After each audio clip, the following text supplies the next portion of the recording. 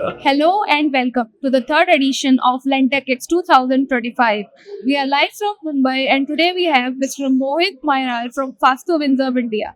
How are you, sir? Thank you. I'm fine. Thank you. So my question to you is, why is it important to bring the entire credit life cycle, origination to collections under one roof? Yeah, that's a very good question. I mean, in today's world, if you don't get into collections, it's very easy to lend, but at the same time, it is equally difficult to collect also. So, if the collections and the lending is under one roof, then the entire gamut you can do the analytics part, and there are a lot of onboarding scorecards. There are a lot of scorecards which run on all these data analytics, and it actually helps you to lend better. So it's always better to have collections and the lending on the same one under one roof. My next question is, NBFCs are often the first movers in rural credit. How is digital innovation help? Yeah, that's another very interesting question. The kind of technology which has penetrated into tier 3, tier 4, tier 5 cities. I mean, the people there are much more tech savvy than what we are.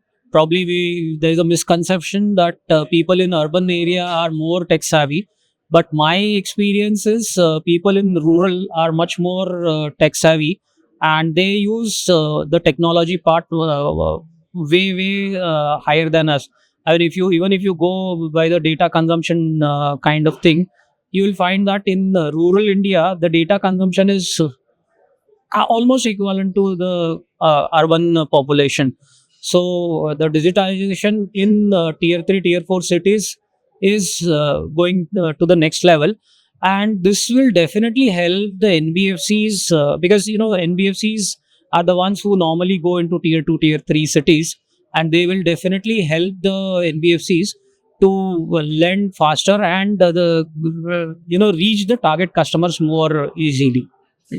What role does NBFCs play in India's goal of financial So, if you ask me, NBFCs are the major part in when it comes to the financial inclusion, because banks, they have a very typical set of questions, the typical set of customers only they target, and they have very stringent rules and regulations to be followed by the regulator.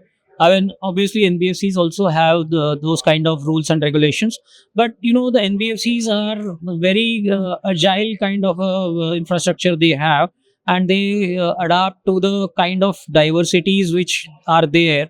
So if you ask me today, if you speak let's say local language Marathi, the Marathi in Mumbai and the Marathi in far Nagpur is entirely different. So these kind of varied diversities are there. So if you are able to adapt to those diversities quickly and fastly, which the NBFCs have that capability, because I have worked with banks also and I have worked with NBFCs also. The kind of decision making and the kind of adaptability which NBFCs show is far superior than banks. Of course, I understand there are challenges in when it comes to banks. So that's the reason NBFCs are definitely the first and the foremost part which can include into the financial inclusion when it comes to the rural India.